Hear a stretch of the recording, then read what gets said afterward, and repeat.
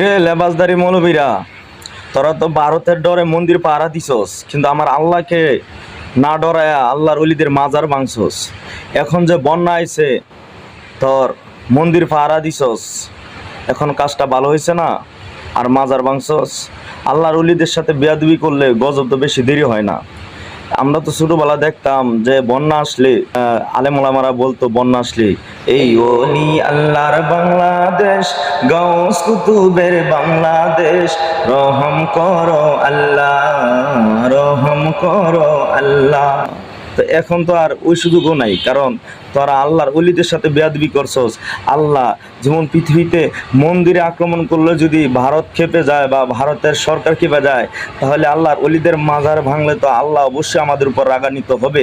হাদিস শরীফ আছে, মান আদা আলী অলিয়ান ফাকাত আজান্ত বিল হার্ব। আল্লাহর ওলিদের সাথে যারা বেয়াদবি করে, যুদ্ধ, আল্লাহ নিজে তাদের সাথে